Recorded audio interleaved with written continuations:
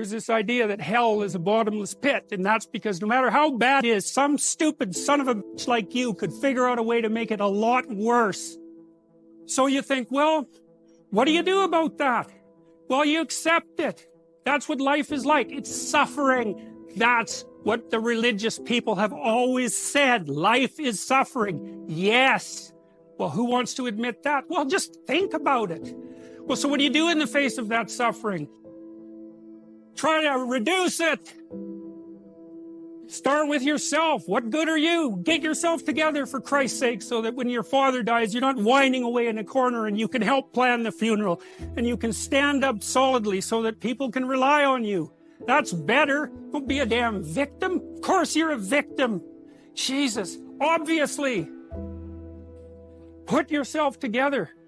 And then maybe if you put yourself together, you know how to do that. You know what's wrong with you, if you'll admit it. You know there's a few things you could, like, polish up a little bit, that you might even be able to manage in your insufficient present condition.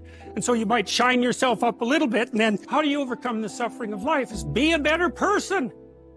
That's how you do it. Well, that's hard. It takes responsibility. And I think, you know, if you said to someone, you want to have a meaningful life? Everything you do matters. That's the definition of a meaningful life. But everything you do matters. So you're gonna have to carry that with you. Or do you want to just forget about the whole meaning thing, and then you don't have any responsibility, because who the hell cares, and you can wander through life doing whatever you want, gratifying impulsive desires for how useful that's going to be, and you're stuck in meaninglessness, but you don't have any responsibility. Which one do you want? Well, ask yourself, which one are you pursuing? And you'll find very rapidly that it isn't the majority of your soul that's pursuing the whole meaning thing, because, well, look what you have to do that. You have to take on the fact that life is suffering. You have to put yourself together in the face of that.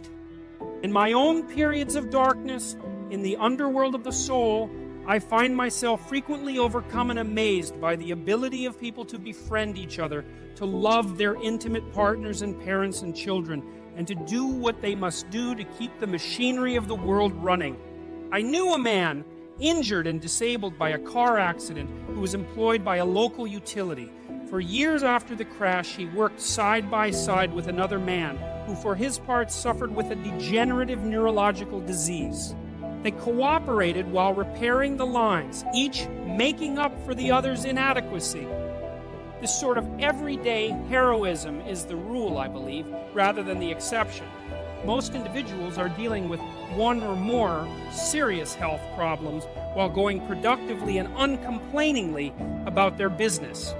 If anyone is fortunate enough to be in a rare period of grace and health personally, then he or she typically has at least one close family member in crisis.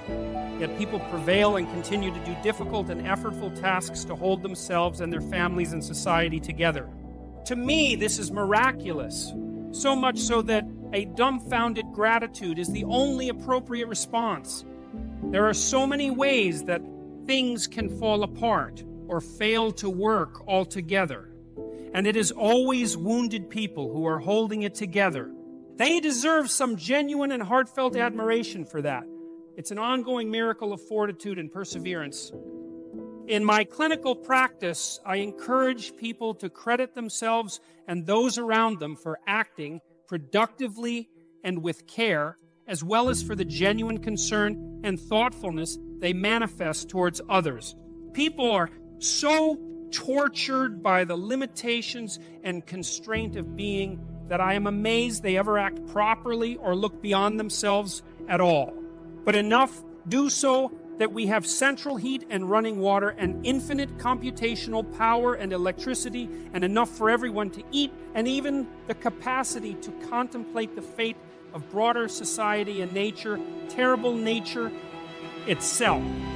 All of that complex machinery that protects us from freezing and starving and dying from lack of water tends unceasingly towards malfunction through entropy, and it is only the constant attention of careful people that keeps it working so unbelievably well.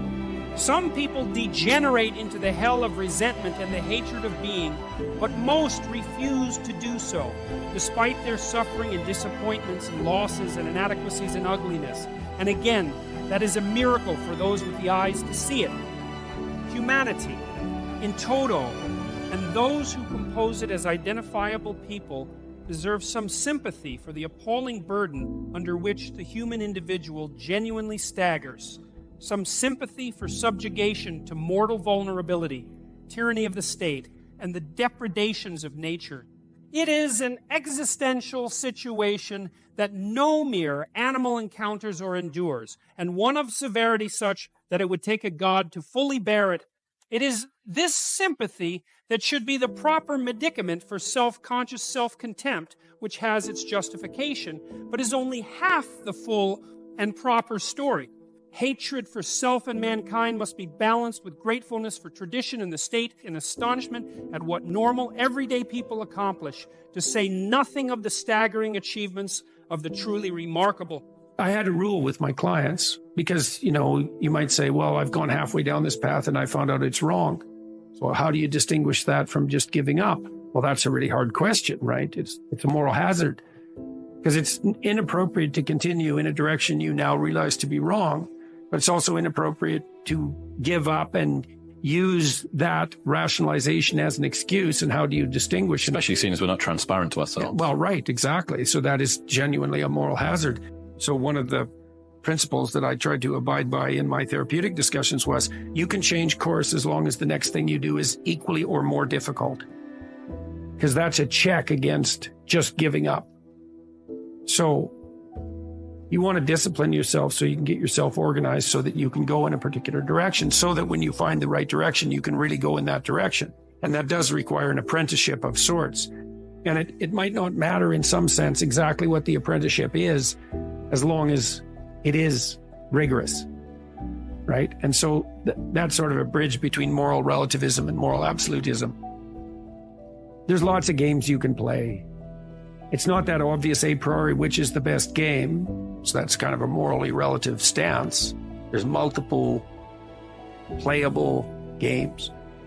But then the absolute is, but you have to play one of them. You have to learn to play one of them. You have to become an expert at least one of them. And then that's not a relative proposition. And I believe that's true.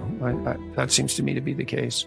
So you want to commit to something. And then when you commit to something, you require yourself to bring all of your disparate components moving in a single direction, united in a single direction. So it's a unifying act. And then once having been unified, well, then you can bring that unity to bear on a variety of different tasks, but you have to bring it together first. So, and that makes sense developmentally. You see children start out as a disparate bundle of motivations and emotions sort of warring with one another.